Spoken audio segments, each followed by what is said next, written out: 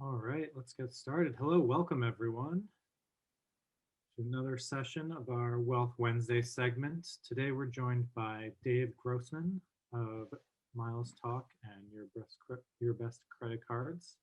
Dave has spent the last 17 years traveling the world using the points he earns from miles, points, and credit card rewards, and the last 5 years teaching others how to do the same with his book, Miles Talk, and there's a blog as well, and his automated rewards optimization engine, Your Best Credit Cards. As usual, feel free to drop any questions in the chat as we go along. We'll get to them at the end. And with that, Dave, stage is yours. Thank you very much. So very excited to do this session. I know that traveling the world in first class for free is something people tend to like. So hopefully this will be a really fun hour. As he said, I've been doing this for about 17 years. I've flown to 50 countries. I haven't flown in coach internationally since I think 2004, and I haven't paid for any of it. So this really is, depending on how into this hobby you get, there really is a lot of opportunity with it. But there's lots of gradations of how you can figure out how to do a lot of things, get a lot of free flights, a lot of free hotels with very minimal effort. And I'm especially excited to do this as part of labs because so many of you have a lot of business spending on credit cards, and there's a lot of opportunity there. So let's start with the way that I fly, because I think that when you see this, it whets your appetite a little bit more. This flight to Japan in first class round trip would have been $29,000. There was no discounted price available for that. It's a very exclusive cabin. And I paid $46 plus some airline miles for it. This was one of my favorite flights ever because they do serve you champagne that costs about $500 a bottle. They even give you tea that's $100 a bottle. Grade A5 Wagyu steak. It was a pretty amazing experience. Cathay Pacific first class to Hong Kong. It's a lot cheaper than Japan Airlines flight at only $16,000, and I paid $86. KL 787 Dreamliner in business class, I paid $6. First class across the country, $6. This is one of my favorite experiences. This is a suite in the sky on Singapore Airlines. Paid $80,000. Chase Ultimate Rewards transferred to Singapore Airlines plus $187 in tax. This experience, you can even they have something called Book the Cook, and in advance you can tell the chef exactly what you want, whether that's lamb chops or lobster thermidor or whatever, and they make sure that they cater it for you. This is a bittersweet picture. This is the Etihad first class apartment. It is a gigantic space. You see the lounger behind me, and then on the left side of the picture is what becomes the bed. And then it actually can connect to the neighboring apartments. So my wife and I actually had two apartments next to each other with the divider lowered, and you really couldn't imagine a bigger space for two in the sky. I say bittersweet because unfortunately, as a result of the pandemic, there is some uncertainty if this apartment will ever fly again. Sure hope so. Hotels also part of the deal. So this is a luxury collection hotel in Spain, the St. Regis by Central Park in New York, all free. Butler Suite in Monte Carlo, free. So again, when I say free, I mean almost free. Disclaimer, as you saw in some of those, I had co-pays of up to a couple $100, but we're talking for experiences that are tens of thousands of dollars. And so I think that illustrates the power of credit card rewards points pretty well. The secret is, of course, using rewards credit cards to generate huge amounts of points from both new card bonuses and bonus category spend. And I'll take you through exactly the difference between each of those. And the other side is learning how to redeem. So I know a lot of people that accumulate hundreds of thousands or even in some cases millions of Amex points in a year, and then they tell me what they spend it for. And I kind of want to cry because there are a lot of ways that you can spend these, let's call it suboptimally. And if you do that, you can earn a lot of points and still not get the experiences. So you have to learn to redeem points. I say like the 1%. The credit card issuers, they're banking on, it's called breakage. They want you to not spend efficiently. So if you learn how to spend efficiently, then you get to reap the benefits while other people's lack of knowledge is paying for it. So I think we're not able to do a poll, if I recall. So if you could drop in the chat your answer to how many credit cards you have, I would love to see what I am working with here.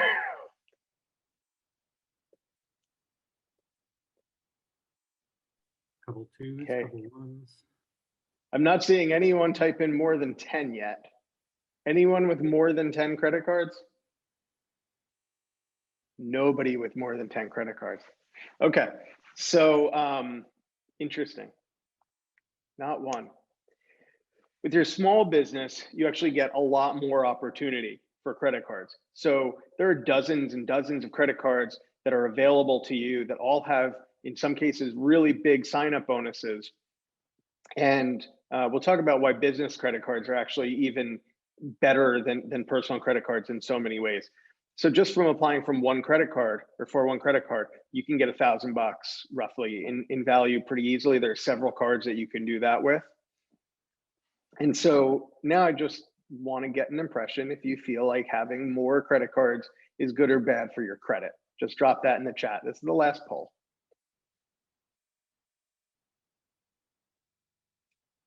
Thought it was bad. Let's get a few more. Same. A lot of people think that it's bad. Obviously, this is a very loaded question, but it is not bad. And in fact, it is actually good. So the misconception is that opening new credit cards will kill your credit score, right? Because, oh my God, like if I need more credit cards, clearly I need credit and therefore that's terrible and my credit score is going to go down to 2 and I'll never be able to get a house. And it couldn't be further from the truth. First of all, when you apply for a new credit card, you're going to hurt your credit score by, on average, 7 to 10 points, and for less than a month. So let's say you were at an 800, you get a new card, you might drop to 792 for a few weeks, and then back at 800, and then in some cases you wind up at say 805 by the next month. And the reason for that is because you open more credit cards, and I am talking about in moderation, although since none of you have more than 3 credit cards, I don't think I'm too worried about that. When you open them in moderation, you keep adding to your total credit line. And I'll talk about why I only mean with personal credit cards in that regard in a couple of slides, but let's give you an example. Right now, you have 2 credit cards, and each one of them has a credit line of $20,000. So your total available credit line is $40,000. Now, for example, let's say that your average monthly expenses are $10,000. So your utilization, which is an incredibly large part of your credit score, is 25%. And 25% utilization actually signals to credit card companies that you are using too much credit and that you are a risk. Conversely, if you got up to say $200,000 worth of credit because you had now 10 credit cards with $20,000 each, or some, they're all going to vary. Then if you were spending $10,000 a month, your utilization is only 5%. And when a credit card company sees that you're only using 5% of your total credit, guess what happens? They want to give you more credit because they don't see you as a risk. You are nowhere near that point where they think you might use all of your credit and run away. So they're more likely to give you additional credit cards. What will happen over time is with each issuer, you will tend to max out the available credit that they want to provide to you for your level of income. So you might find, say, for example, Chase will give you $70,000 worth of total credit. And then if you open another card, what they'll want to do is move line between your cards, but they'll still give you another card. But you might hit your maximum with different issuers, unless of course your income rises. Bottom line, 3 or 4 cards a year will not hurt your credit score. So don't worry about that and start to get more excited about what the opportunities are here with that out of the way. Now, when it comes to business credit cards, this is actually something that almost nobody realizes. But when you open a small business credit card, you have an initial hard pull that works exactly the same way as when you open a personal credit card. However, after that, it doesn't report to your personal credit profile. A couple of minor exceptions, but for the most part, any Chase business card you have, any Citi business card that you have, any Amex business card that you have, they will not report to your personal credit unless you are delinquent. So what it means is those cards don't exist after the hard pull. So you lose a couple points, you gain a couple of points back. This does not add to your total available credit either. It's just like it doesn't exist. So if I have 10 business credit cards, as far as my personal credit score, they don't even exist. So I get all those bonuses. I get the availability of all those bonus categories. I can put 80% utilization on those cards if I want to. It's not going to tie back to my personal credit. And a fun fact, because so many people say to me, well, I work for this company. I wish I could get small business credit cards. And then I find out that they do a little bit of consulting on the side. Maybe they do a little eBay store. They sell something on Etsy. That makes you eligible for a small business credit card. And you can actually apply even if you don't have any sort of incorporated or legal business entity. You just need to have something where you're reporting additional income other than from employment. And that can only be $5,000 a year. You would be eligible. So when it comes to rewards credit cards, I love talking about the power of rewards credit cards. I love talking about how the rewards that you get are essentially free money. They do beat cash back, all of that, but I'm assuming that you never carry a balance. If you carry any sort of a balance on these credit cards, you just don't want rewards credit cards outright, full stop. They tend to have the highest interest rates, and that's because they are paying for the rewards. So just like I was saying before about the better you redeem, you're getting the better rewards because other people are redeeming much less efficiently. The same is that they're able to pay for these rewards in the first place because of the people that are carrying balances. So don't be one of those people. If you are carrying a balance, avoid these cards for now. If you want to email me later, I can give you other cards that are much better, but you want to avoid basically everything I'm talking about until you're paying everything in full every month. So let's talk about the two kinds of credit cards. You've got cashback credit cards. If you're earning less than 2% on a cashback credit card right now, we need to talk because there is no excuse for not getting 2% in cash back on everything as a baseline minimum with no annual fee. Super easy. But you can do much better than 2% when you start getting into rewards points, as long as you are looking for travel, right? So the whole thing is that these tie to travel. If you're just going to spend the points on gift cards or something like that, again, you would be better off with just pure cash back. So rewards credit cards are cards that earn bank rewards points.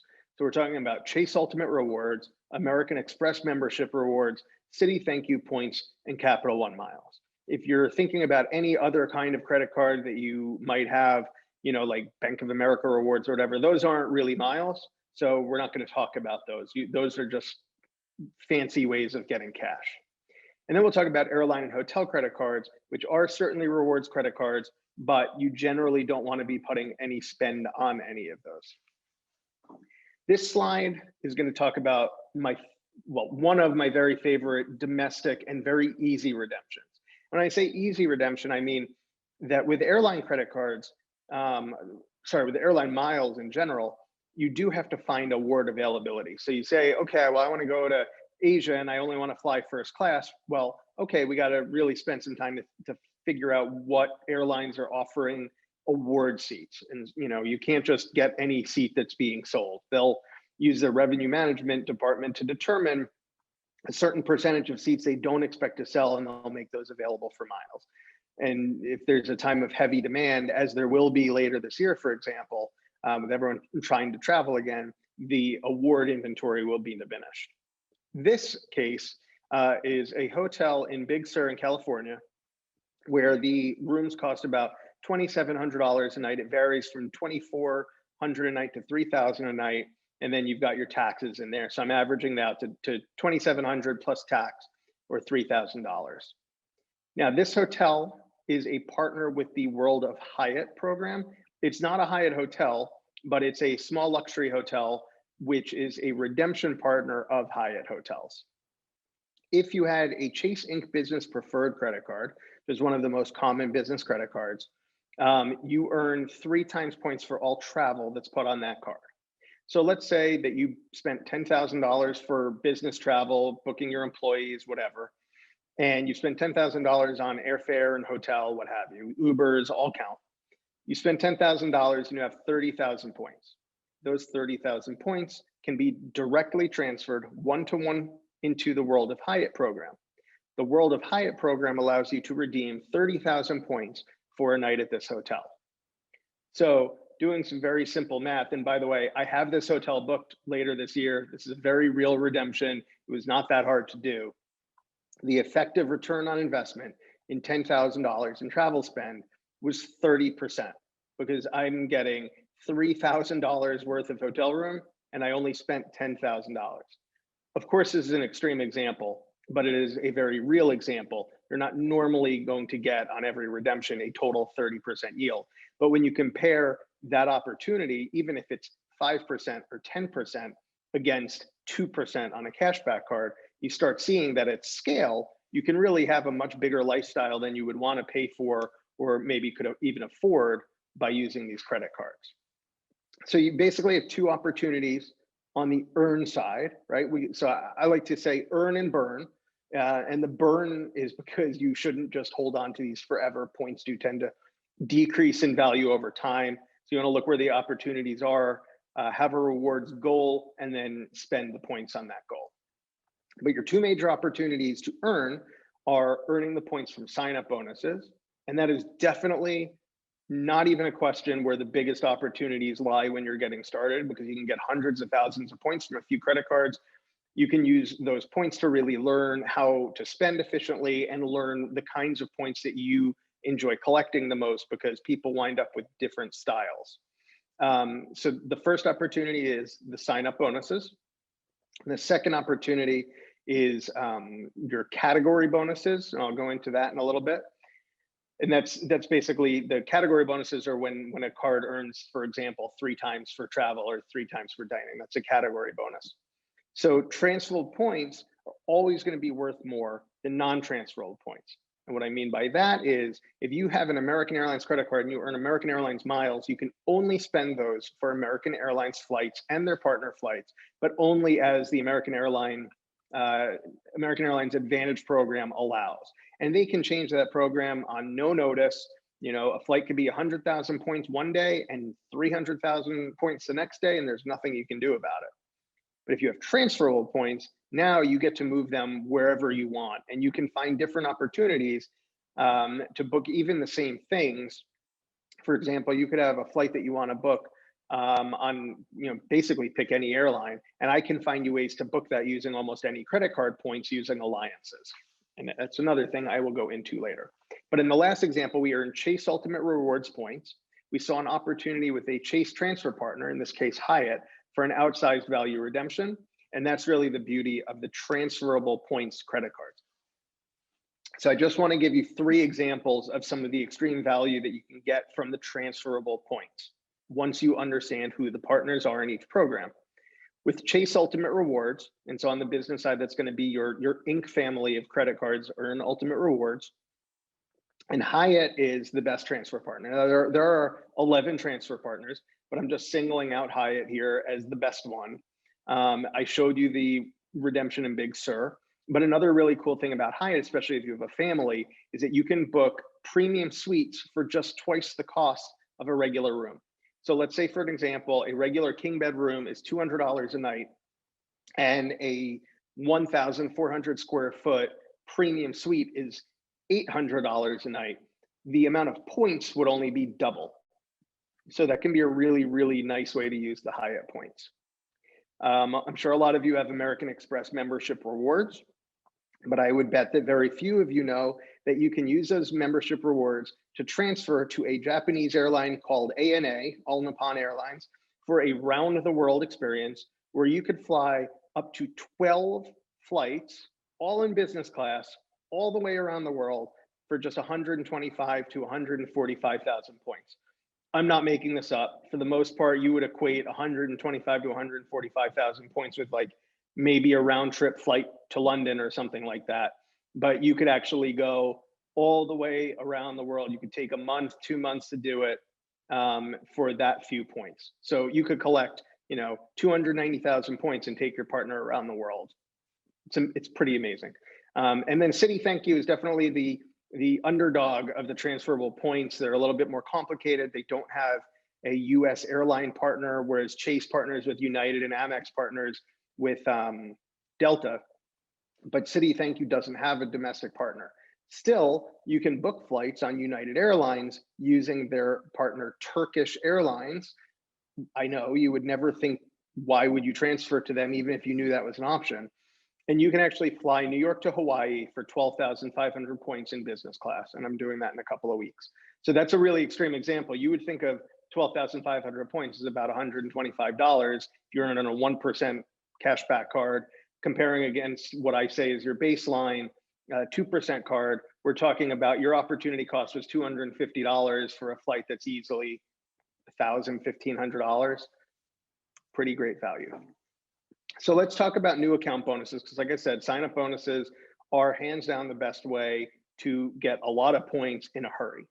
Let's look at 5 Chase cards, because all Chase cards are combinable, right? All Chase Ultimate Rewards earning cards are combinable. So as long as you're earning them from any of these cards, you'll be able to pool them all together. So if you got a business preferred card, right now the bonus is 100,000 points for 15,000 in spend. Then the business unlimited and the business cash, another 75,000 points each for 7,500 in spend each. The Chase Sapphire preferred, which actually, it just got even better just yesterday. This 60,000 point bonus became 80,000 points for the exact same spend. So there's another 80,000 points. And then Freedom Flex, you could get another 20,000 points for just $500 in spend. So now you've got 5 cards. Now let's say you did this over a period of a year. I'm not telling you to do it all at once.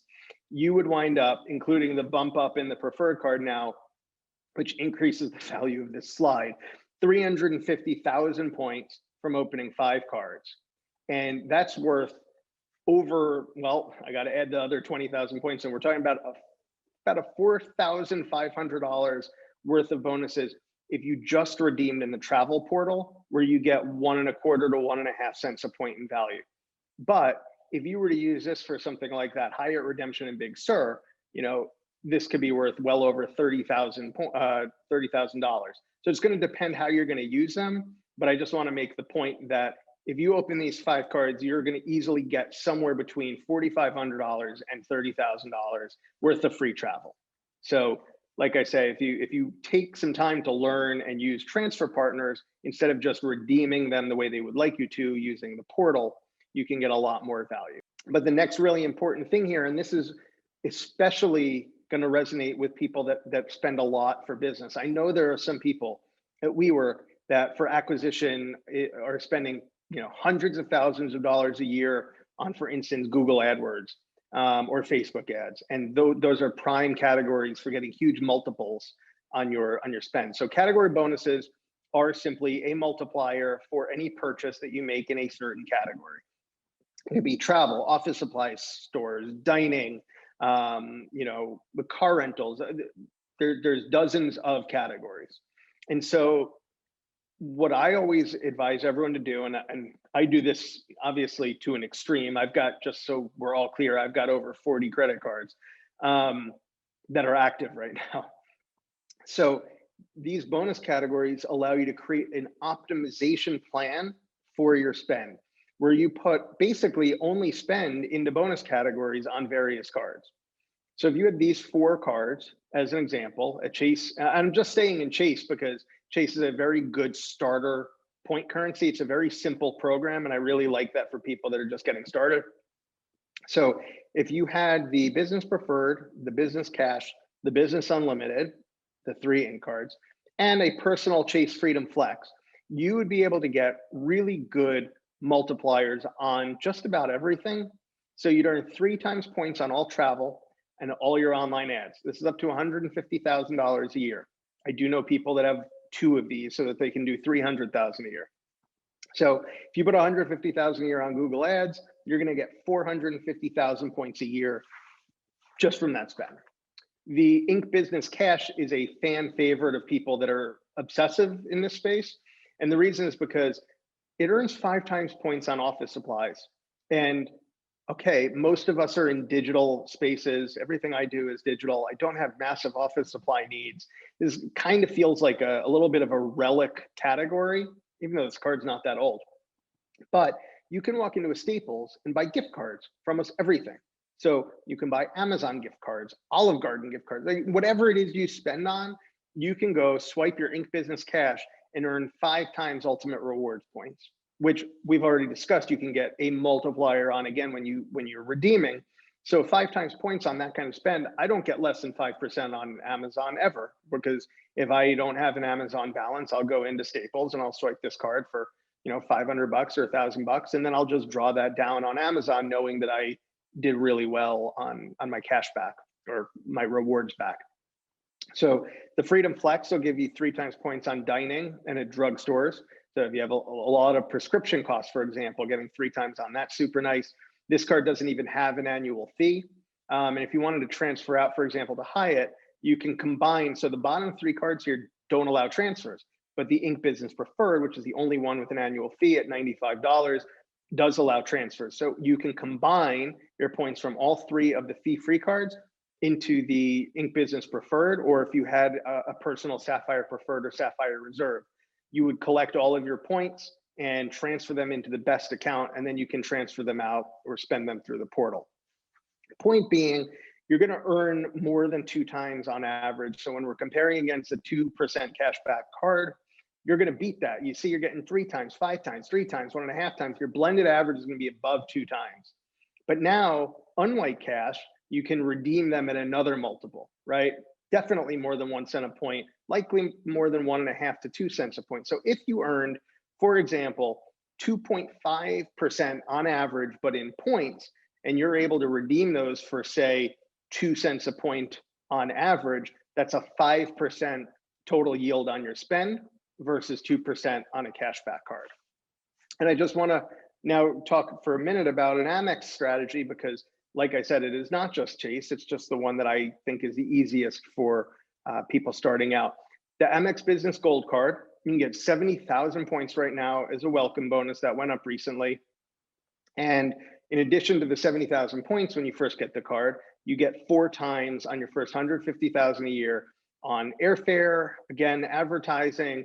Cloud computing is a nice one in here. So if you have a business that's on Amazon AWS or the Microsoft Cloud, you can get 3 times or 4 times on all of that spend, 4 times on all your gas if maybe you have delivery vans for something, restaurant shipping. So it's going to be, you don't get it on all of these categories, but on the 4 categories that you spend the most on, you will get 4 times points up to 150,000 a year. And then you could combine that with just one other Amex card, a Blue Business Plus, and this has no annual fee and earns 2 times points on everything up to 50,000 a year. So we've got your first 200,000 basically well covered, with close to 4 times. I mean, I put my WeWork rent, for example, on a Blue Business Plus for 2 times. So let's say you've got, I don't know, a few people in your office, you're spending a couple $1,000s on rent, times 12, that could be half of your Blue Business Plus max right there.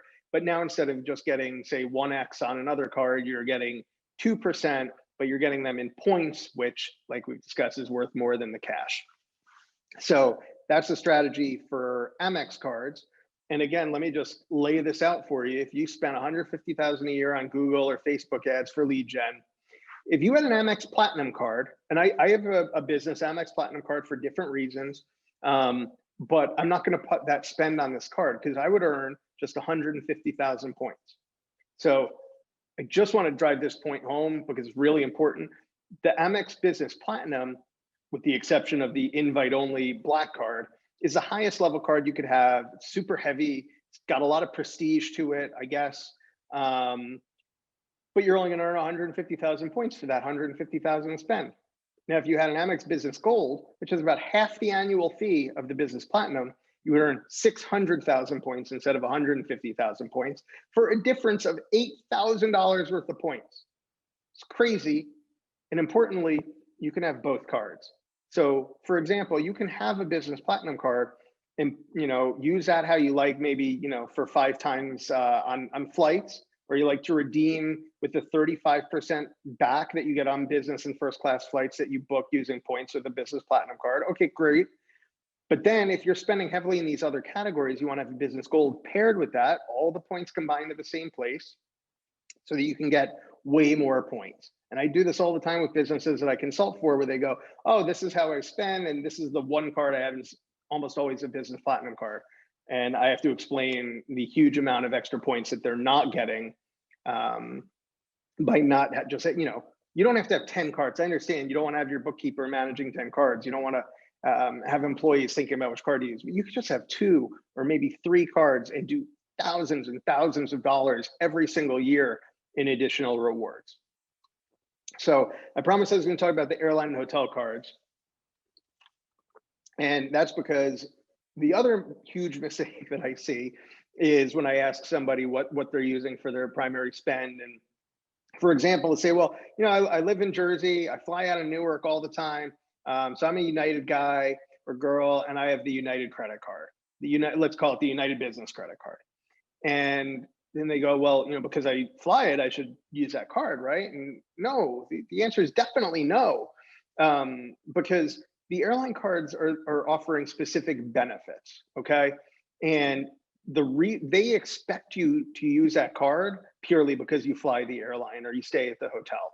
And they think that's going to be good enough, but they actually give you really poor value in what you earn, okay?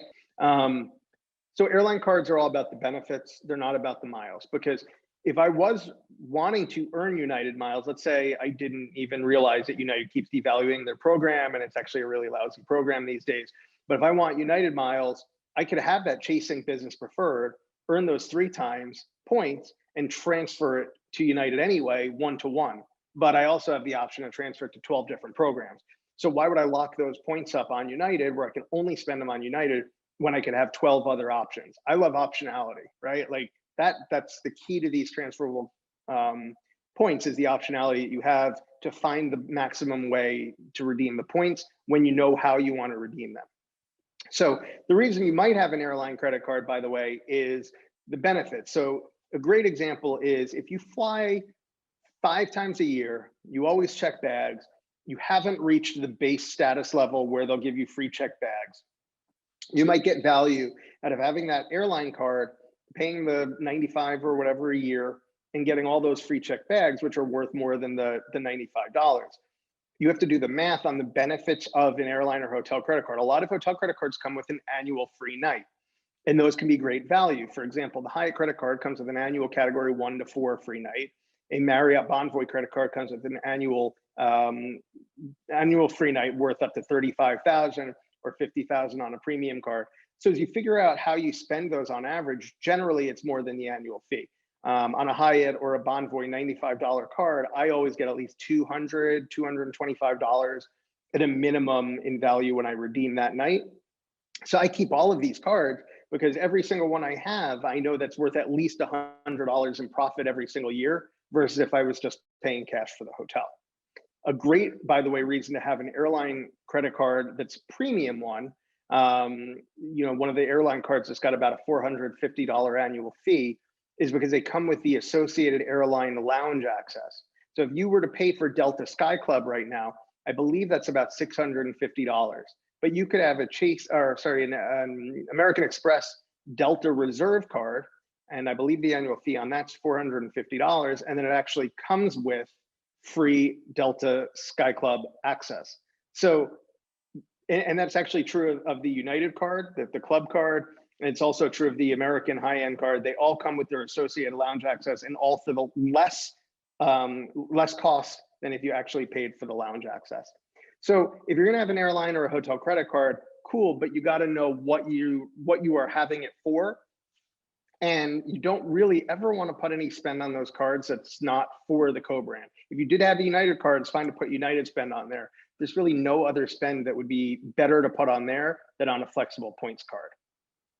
So my favorite cards right now, and again, it doesn't mean these are the only ones I'm using at all, but these are the ones that I'm pulling out of my wallet the most right now. The Amex Gold card, I love this card. It's got a $250 annual fee, but you get $240 in dining credits every year, spread out over each month between Uber Cash and Seamless Grubhub. So basically, the card winds up with a $10 annual fee, and then you earn 4 times membership rewards on groceries and on dining. So that's really huge 4 times, and compare that to a 2% cashback card, and I'm paying a net effective $10 annual fee for it. The Ink Business Preferred, which apparently I'm about to start putting my WeWork rent on, 3 times on travel, 3 times on advertising spend. It's got some other little categories that are in 3 times as well. The Ink Business Cash, 5 times on office supplies. So again, with gift cards, 5 times on just about anything. And then the Blue Business Plus, sort of my default backup card. If there's no bonus category, I'll take the 2 times on that. So to summarize, these are sort of the things that I want you to take away from this before we move on to the questions. Sign-up bonuses consistently provide the best bang for the buck. I can help you with figuring out what are the best bonuses. A lot of times that thing that you get in the mail, get this card, get this many points, often not the best you can do. There are different offers using different links, different people, et cetera. I have links that I earn income from, but there are sometimes I will know that another link is actually going to give you 10,000 more points, and I'll always tell you that. So sign-up bonuses, huge. And then beyond that, category spend bonuses, figuring out your system, how you're going to take all of your big monthly expenses and have the best card for that in systems where you can combine points.